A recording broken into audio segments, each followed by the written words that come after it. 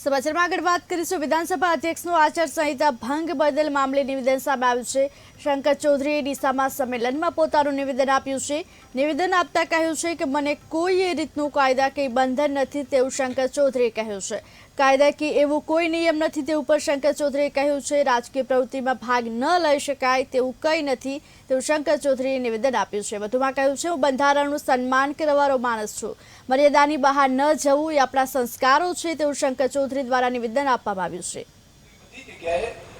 બધા હળીમળીને એકબીજાના સહકારથી રહીએ તો બધાનું ભલું થાય, દરેકનું કલ્યાણ થાય એવું આપણે બધા સમજુ લોકો છીએ। અને જે બેઠા હારા લાગતા હોય અહીંયા મૂળ તો લાગે ને બધું સેન્ટર તો બધું બધા સમજો છો। મને હમણાં મીડિયાના મિત્રો પણ આવ્યા છે તો મારે એક વાત એમને પણ ધ્યાન ઉપર મૂકવી છે। આમ તો હું સંવિધાનિક જગ્યા ઉપર છું, એટલે કોઈ રાજકીય પાર્ટીના ભાષણ કે એવું બધું નથી કરતો। મને કોઈ રીતનું કાયદાકીય બંધન નથી, કાયદાકીય એવું નિયમ નથી કે વિધાનસભાના અધ્યક્ષ હોય તો એ ચૂંટણીનો પ્રચાર ન કરી શકે, રાજકીય પ્રવૃત્તિમાં ભાગ ન લઈ શકે, એવું સંવિધાનિક કોઈ નથી। પરંતુ હું બંધારણને સન્માન કરવા વાળો માણસ છું, એની પરંપરાઓને માન આપવા વાળો માણસ છું। એટલા માટે કરીને આટલી ચૂંટણીનું પેલું આટલું બધું ચાલે છે ને તો પણ કોઈ જગ્યાએ લગભગ કોઈ ડાયરેક્ટલી કોઈ સીધી રીતે કોઈ રાજકીય પાર્ટીનો પ્રચાર નથી કરતો। પણ આ સંવિધાનની મર્યાદાઓનું ભાન રાખવાનું બધા લોકોને હોય। એવું ના હોય કે કોઈ ધારાસભ્ય થાય એટલે કાયદાથી ઉપર હોય।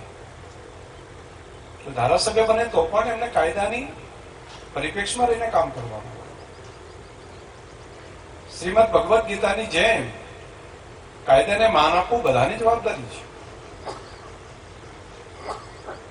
બંધારણીય જગ્યાની સામે કઈ રીતે વાત, કોઈ એનું અવમાન થાય એ રીતનો શબ્દ કોઈ ધારાસભ્ય થાય તો એ કરી દે તો એ કાયદામાંથી મુક્ત નથી થતા, એવું નથી હોતું। અને કાયદાનું પાલન કરવાથી બધાના હિતમાં છે, તમામ લોકોના હિતમાં છે।